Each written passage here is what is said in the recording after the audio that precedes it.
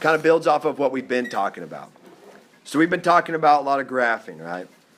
And we've been just graphing things. And what has to be true about an equation before we graph it? What needs to happen before we graph an equation?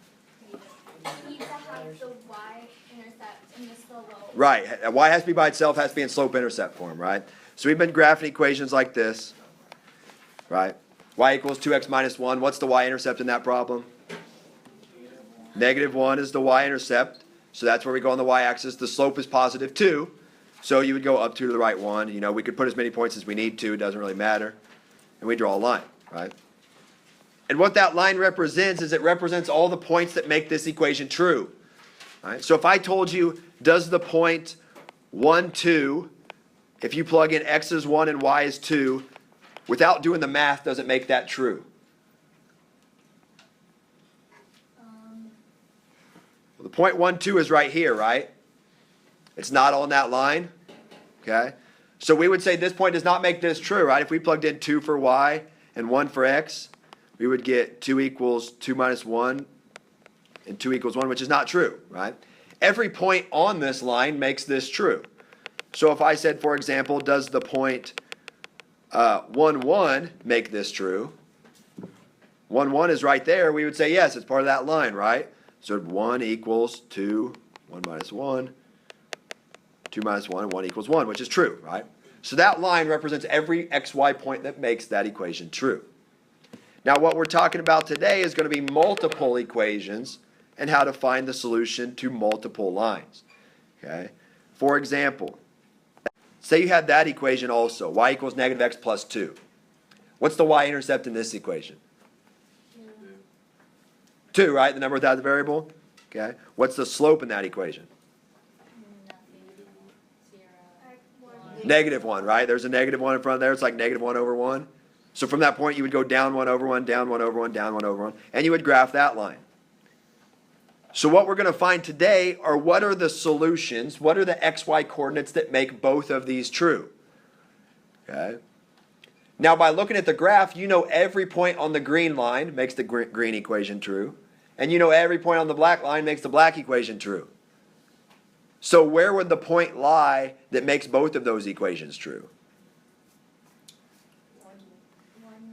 Let's say 1, 1, right? Where they intersect, right? The point 1, 1 makes both of these equations true. If we need to double check our answer, we could. If we plugged in 1 there and there, it'd be 1 equals 2 times 1 minus 1, which is true. Here it'd be 1 equals -1 times 1, which is 1, -1, plus 1, plus 2, which is also 1. So where they intersect is where the xy coordinates of both of these are true. So if you can graph, it's very easy to find where are the solutions to two equations, where do they lie. Okay. Let's look at another example here. If I gave you this one and this one, the first thing we always want to check is, are they in slope-intercept form? Because we don't graph them unless they're in slope-intercept form. Do I have slope-intercept form here? Yeah, both of them are in slope-intercept form, right? Y is by itself. So let's graph the blue one first. What's the y-intercept of the blue one? -3. So I'd go down 3 on the y-axis. It's going to be down there at the bottom of my graph. The slope is -1, so it means it should be going downhill, right? So it's down 1 to the right 1, or if you went up 1 and back 1, it would look like this. Right? Then I want to graph this one. What's the y-intercept of this one? +6. So I go up to 1, 2, 3, 4, 5, 6, which looks like that. Then the slope is up 2 over 1, or you could go the other way and go like that. And that line would look like that. So what would be the xy solution, or what would be the coordinate that makes both of these true? Yeah, good. That coordinate right there, right, which is -3, 0. So that's the coordinate, that's the solution that makes both of these things true. That's what we're looking at today. Now, what do you think would happen if we had two graphs like this, where we had y equals 1/2 x plus 1 and y equals 1/2 x minus 2.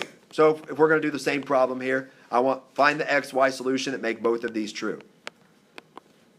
So you graph the first one, the y-intercept's +1, the slope is 1 over 2, so you go up 1 to the right 2, up 1 to the right 2, do that a few times, and that line looks like that.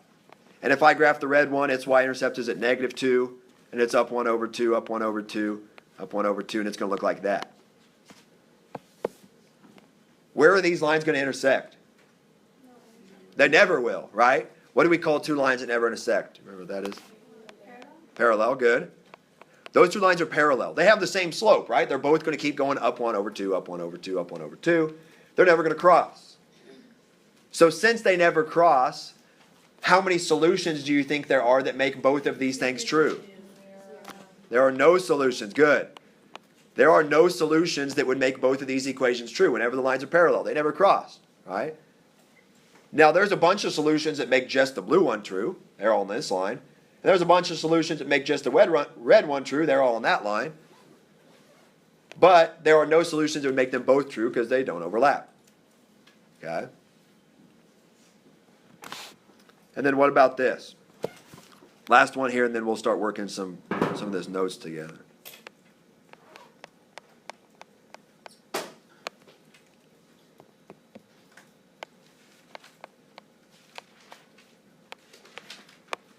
So if I gave you this equation, or these two equations, let's graph the black one here first. Now it's not in slope-intercept form, right? Y is not by itself. What would you have to do to get y by itself in that problem? Good, divide everything by 2. Remember, you divide everything by 2. Like terms don't matter when you're multiplying and dividing. So you get y equals 2x minus 1. So if I graph this one, it's going to look like this.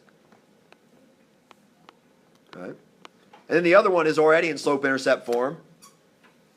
Its y-intercept is -1. Its slope is also 2 over 1.